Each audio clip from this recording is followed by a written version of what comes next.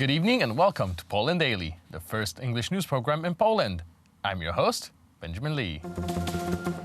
Polish political parties are now in the process of submitting the electoral list for the upcoming elections to the parliament. The current ruling Law and Justice Party submitted a list of candidates, including its party members, coalition partners, and former members of the Cookies 15 movement.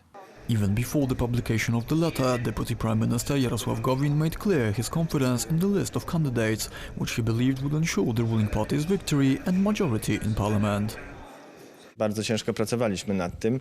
We worked very hard for the list to be strong. Sometimes we even encouraged competition in the list, because motivating the candidates to work always pays off. Zawsze przekłada się na sukces. The opposition criticizes the Law and Justice Party for the inclusion of family members of politicians, including Professor Jan Duda or Kornel Morawiecki, as candidates for the Senate. Pojawia się syn Czarneckiego. There is the son of Czarnecki, son of Mrs. Kempa. I understand they squeeze their families in wherever they can. It looks like it's the Law and Justice's policy. Jakiś program PiS-u. Despite recent controversies over the government-funded flights of former Speaker of the Sejm, Marek Kuchciński, the politician did not lose his first place from Krosno. Marszałek Kuchciński jest... Speaker of the Parliament Kuchciński is a long-time political partner of Jarosław Kaczyński, both in the Center Agreement and the Law and Justice Party.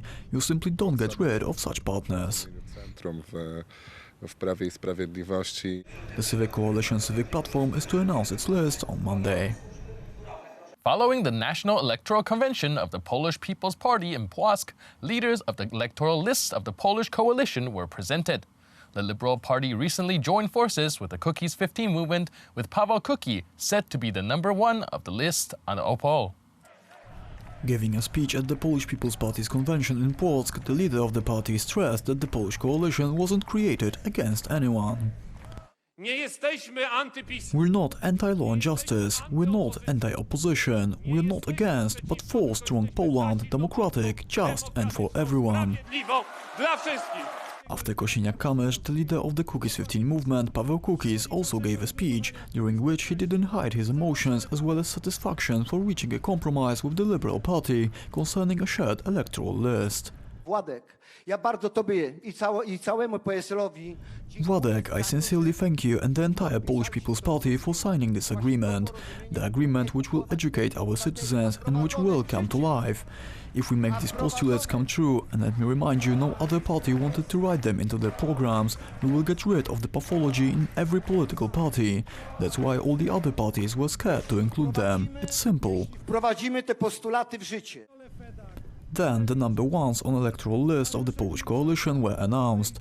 In Opole, Paweł Kukiz will be opening the list. In Warsaw, the son of Władysław Bartoszewski, Władysław Teofil Bartoszewski, and in Tarnów, the leader of the Polish People's Party himself, Władysław Kosiniak-Kamysz.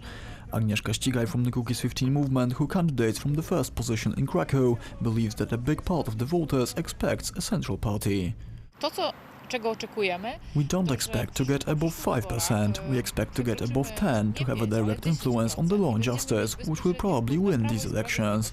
That way we could keep the ideas of the current ruling party in check and introduce citizen control to them. The Polish People's Party will run in the autumn parliamentary elections as the Electoral Committee, PSL Polish Coalition, which will include, among others, the MPs of the Union of European Democrats, members of local governments and representatives of NGOs. The project was also joined by the Cookies 15 movement, which signed a program agreement with the Liberal Party for the elections. As the election campaign heats up, more and more falsified information is starting to surface on social media.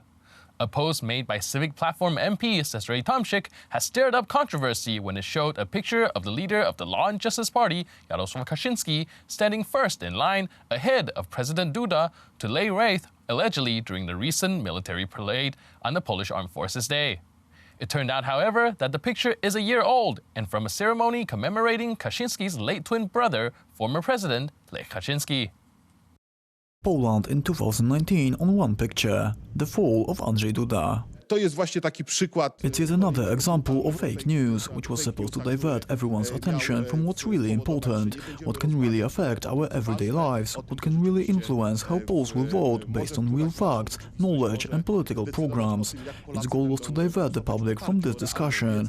It was also done to accuse political opponents of practices and views which they don't have. It's not the way to go. Here and now I would like to appeal to the politicians of the Civic Platform, to its leader Grzegorz Schetyna, to stop this shameful practice of throwing fake news at the Polish society.